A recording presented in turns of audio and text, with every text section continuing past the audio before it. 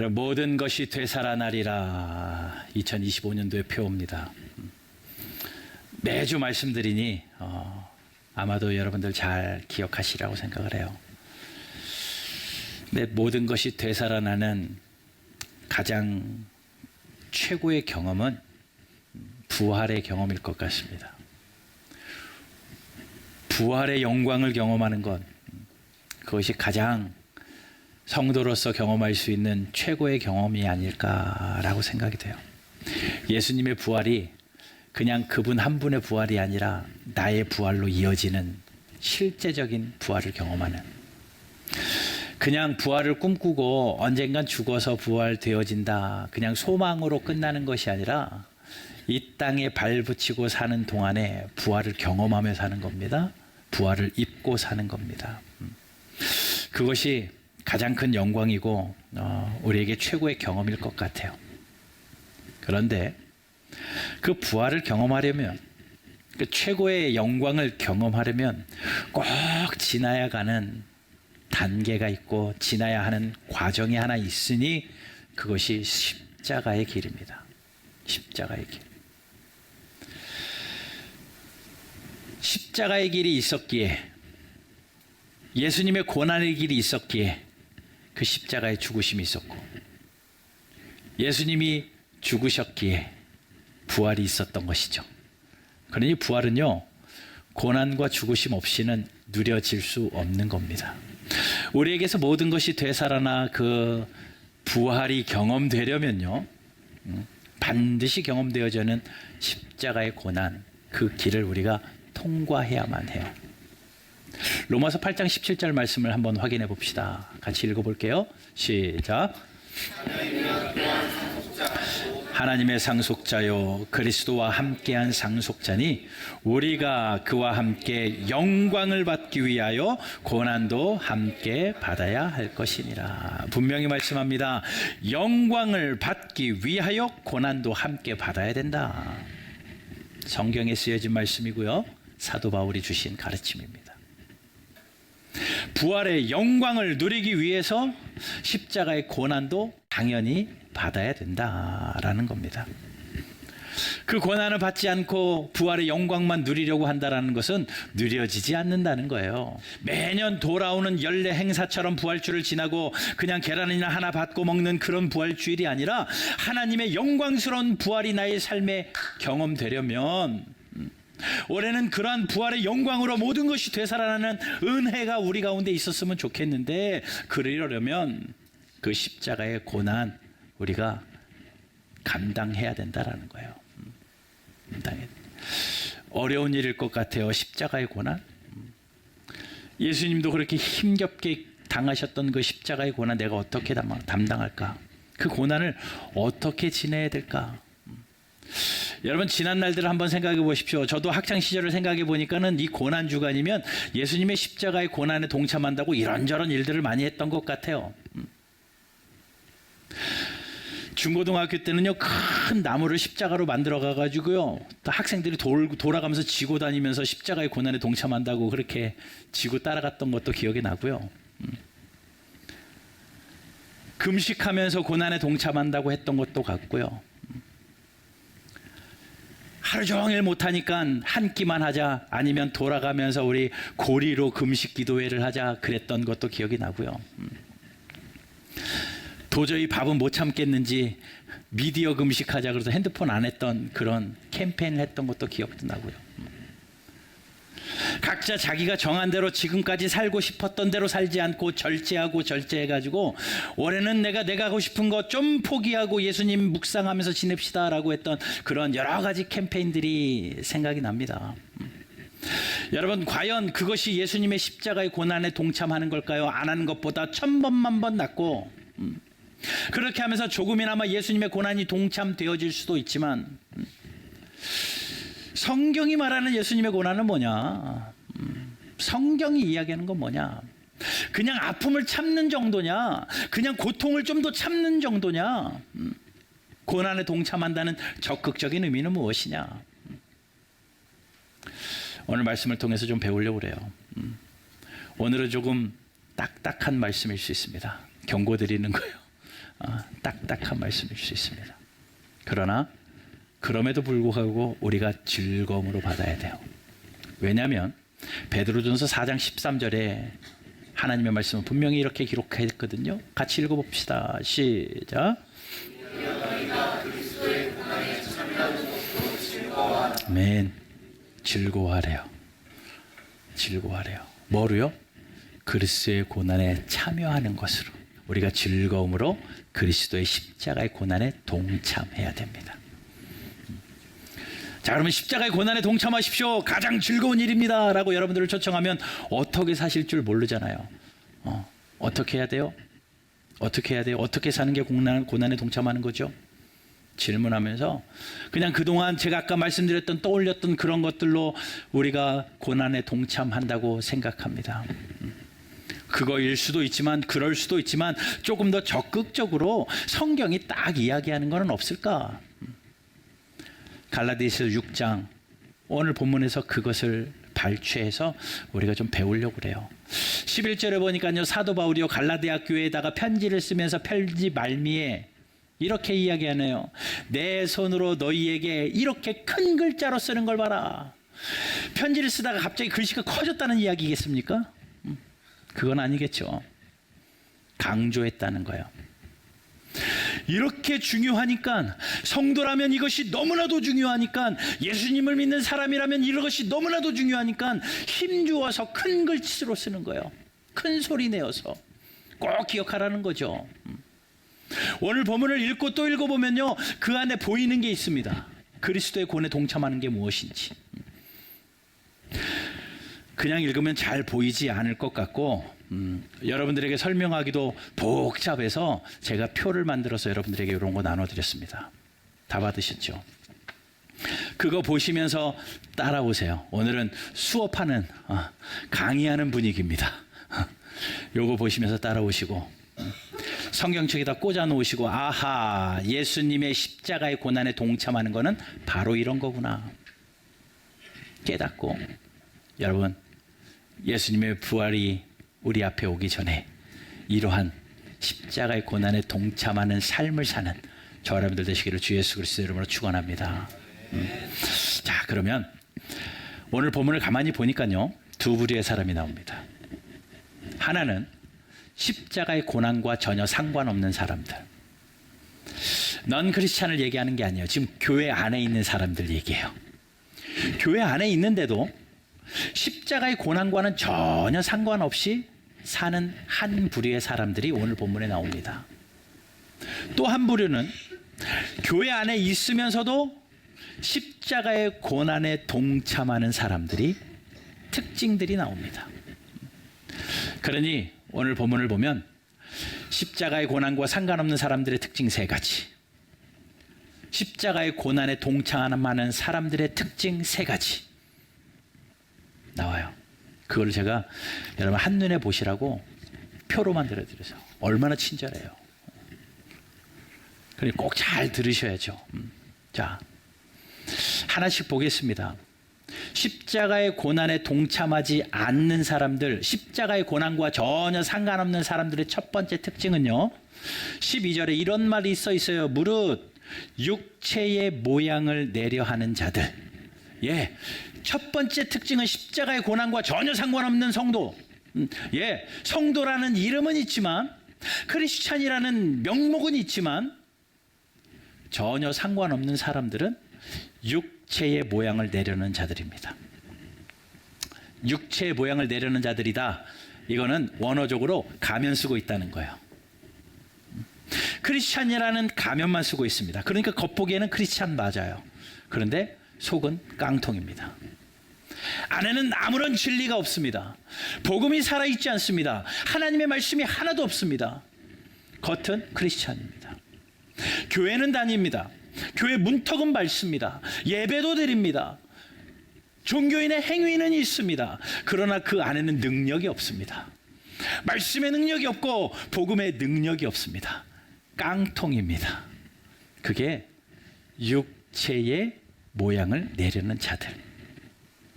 그러니 그들에게는 어떤 일이 있냐면요, 육체의 모형 잘 보이려고 하는 것만 있다 보니까 자랑이 많습니다.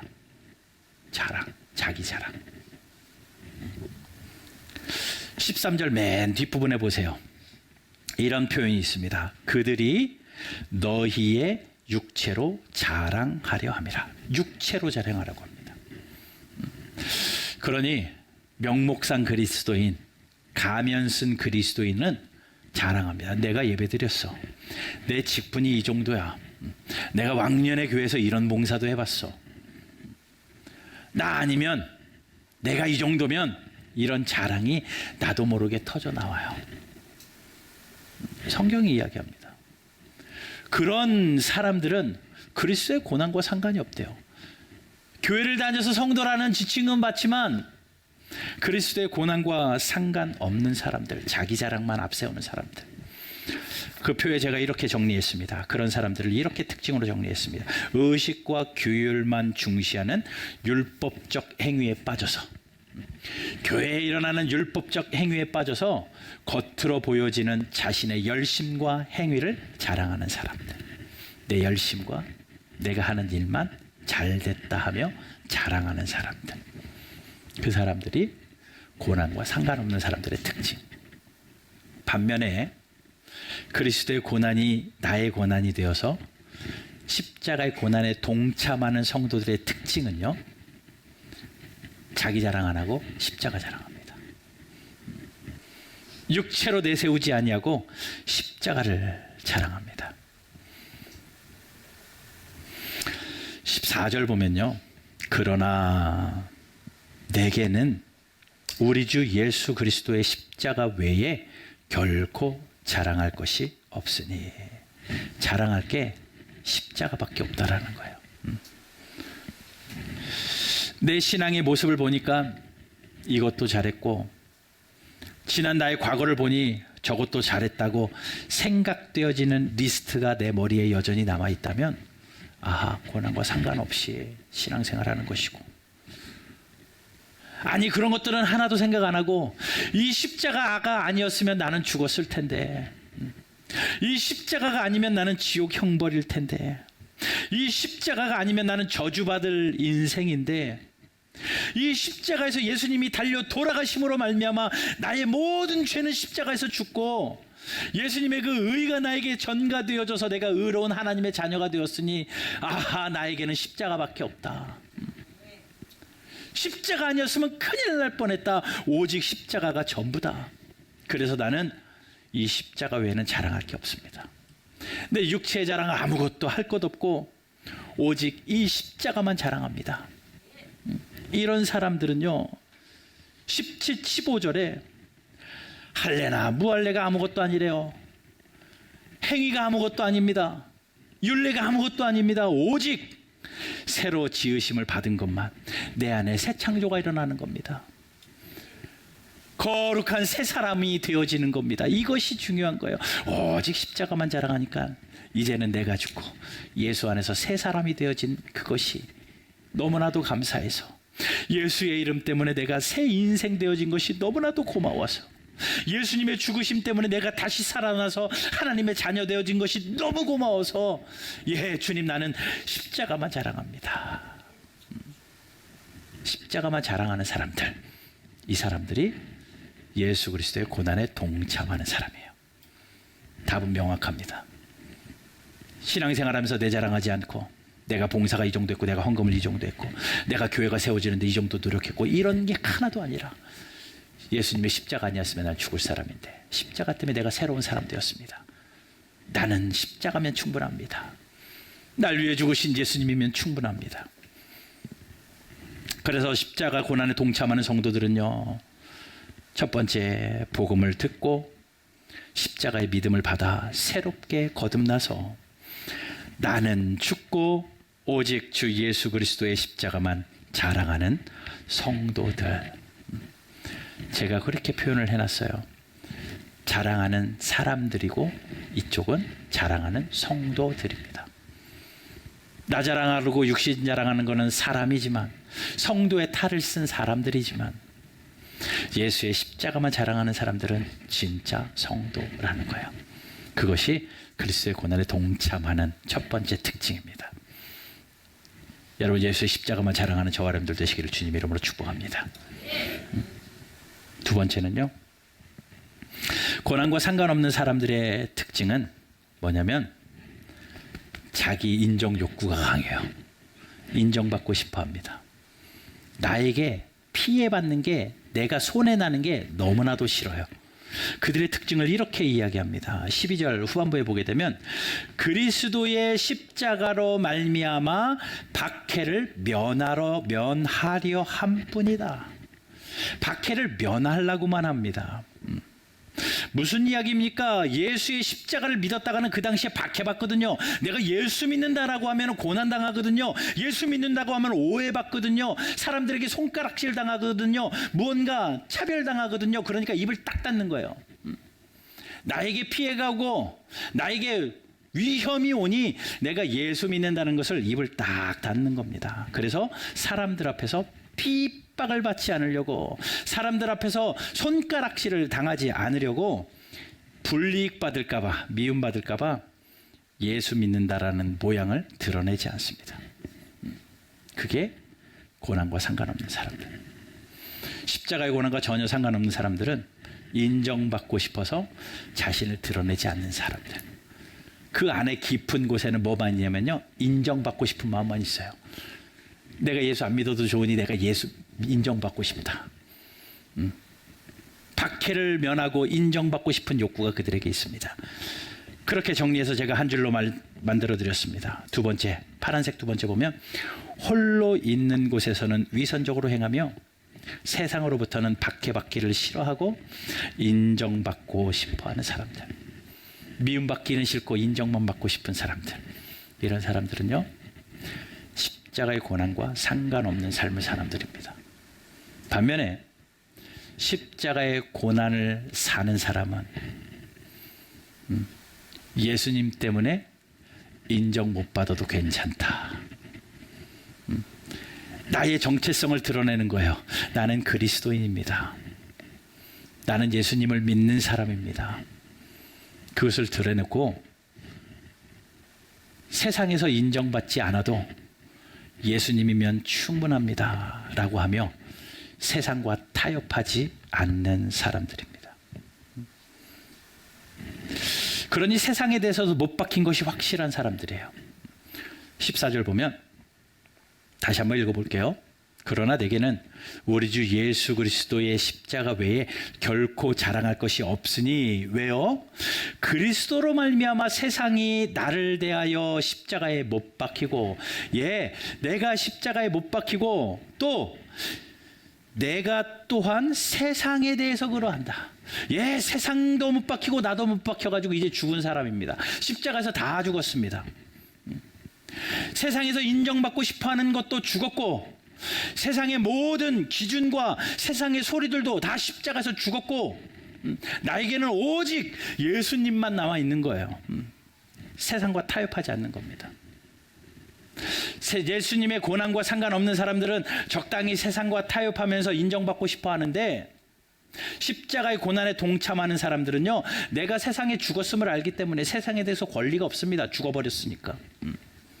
그래서 세상에서 박해받는 것도 인정 못 받는 것도 괜찮다. 내가 세상과 타협하지 않겠다. 세상의 소리에 귀를 딱 닫는 사람들입니다. 우리가 세상에서 그리스도로 살면서요, 세상의 소리가 정말 많이 들리잖아요. 이렇게 살아야 된다, 이렇게 살아야 된다. 자녀를 키우면서도 우리 자녀는 이렇게 키워야 된다, 저렇게 키워야 된다. 세상의 방식들을 자꾸 짬뽕해가지고 무언가 더 하려고 합니다. 당시 그리스도인들도요, 예수님으로부터 그 복음을 받아들이면, 복음이면 충분한데 그동안 살았던 그들의 방식이 있거든요. 꼭 할례를 받아야만 구원받는 그런 생각이 있습니다. 그렇다 보니까 그것도 괜찮은데 거기에다 뭔가 플러스 알파를 하려고 그래요. 할례를 받는 것도 필요하고, 이런 율법 지키는 것도 필요하고, 무언가 계속 복음에다가 계속 무언가를 더 얹혀가지고 뭔가를 더 해야만 된다고 생각을 합니다. 왜냐하면 세상의 소리가 그랬거든요. 지금까지의 문화가 그랬거든요. 그러니 사람들이 예수님만으로 충분하지 않고 예수님에다가 뭔가 플러스 알파를 자꾸 더해요. 우리가 예수 믿는 사람들이요, 예수님 믿으면서 예수님 믿는다고 하면서 자꾸 세상적인 기준들을 갖다 놓습니다. 세상에서 잘 나가면 요것과도 조금 타협해야 되고, 자녀들을 좀 똑똑하게 키우려면 그래 눈 딱 감고 주일날 예배도 안 드리고 좀 학원도 좀 보내야 되고, 장사하는데도 그래 그리스도인들이 부자 돼서 잘 살면 좋지, 그러려면 저울도 좀 속여야 되고, 이런 세상과 적당히 타협하는 거예요. 그러면서 아름답게 나름대로 포장을 합니다. 그러면서 신앙생활을 합니다. 손해를 보더라도 바퀴를 보더라도 예수님이면 충분합니다. 비록 남들보다 뛰어나지 못하고 공부를 더 잘하지 못하고 남들보다 진급이나 승진을 못해도 예수님이면 괜찮습니다. 예수님의 기준대로, 말씀의 기준대로 그렇게 살아야 되는데 그것이 아니라 세상의 기준에 자꾸 흔들리는 거예요. 그러니 십자가의 고난에 동참하는 사람들은요, 세상의 기준에 살지 않고 하나님의 말씀의 기준들에 살면서 세상의 소리에 흔들리지 않는 사람들입니다. 우리가 세상에 열등감이 있으면요, 흔들려요. 좀 더 잘하고 싶고, 그런 흔들립니다. 세상의 열등감 가운데 흔듭니다. 그런데 진정한 그리스도인들은요, 세상에서 잘 나가는 게 자존심이 아니라요, 예수 그리스도가 자존심이에요. 우리의 자존감이 내가 예수 믿는 사람인데, 이것 좀 못하면 어때? 내가 예수 믿는 사람인데. 그 자존감이 우리에게 있어야 된다는 겁니다. 그러니 우리가 갈라디아서 2장 20절에 있는 것처럼 내가 그리스도와 함께 십자가에 못 박혔나니 그런즉 이제는 내가 산 것 아니요 내 안에 그리스도께서 사신 것이라. 내가 십자가에 못 박혔기 때문에 나는 죽었어요. 예수만 삽니다. 그렇기 때문에 세상의 소리가 들리지 않습니다. 죽어버렸기 때문에. 세상에 대해서도 죽었기 때문에. 세상에 대해서 못 박혀버렸기 때문에 세상의 기준이 나를 흔들지 않습니다. 세상의 가치가 중요하지 않습니다. 예수님이 중요합니다. 예수님의 가치가 중요합니다. 그러니 어떤 순간에서도 예수님의 고난에 동참하는 사람은 내가 이 상황에 처했지만 예수님이면 충분합니다. 내가 남들보다 조금 늦지만 예수님이면 충분합니다.